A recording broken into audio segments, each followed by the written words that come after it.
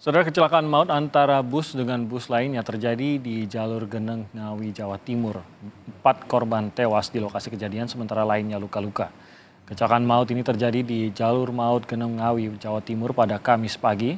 2 sopir, 1 kenek, dan seorang warga meninggal di lokasi kejadian. Kecelakaan terjadi diduga kedua bus yang datang dari arah berlawanan dan menghindari warga yang tengah menyeberang jalan. Hingga akhirnya kedua bus saling bertabrakan. Akibat kecelakaan ini 4 orang meninggal dunia di lokasi. Hingga Kamis pagi ini sejumlah petugas kepolisian masih berupaya untuk mengevakuasi korban tewas yang terjepit. Kasus kecelakaan maut ini kini dalam penanganan unit Laka Lantas Polres Ngawi.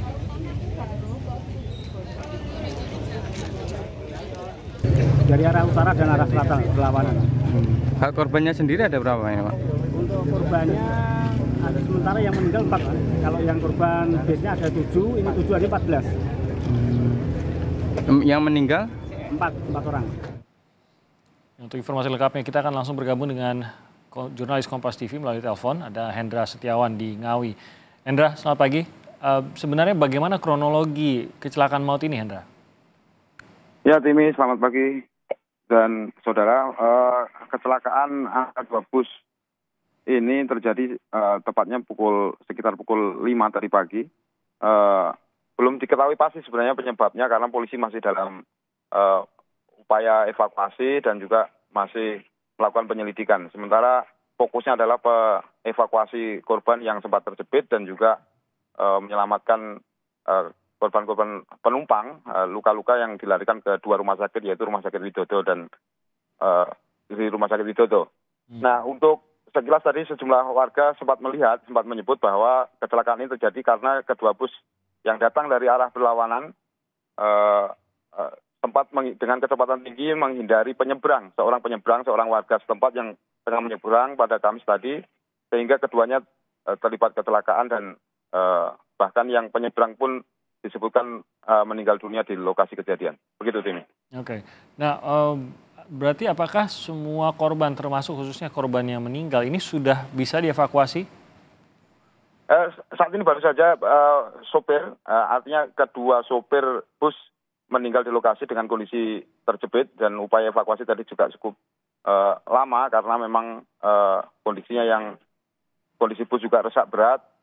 Bahkan satu bus kap bagian atas terlepas karena saking kerasnya benturan antara 2 bus.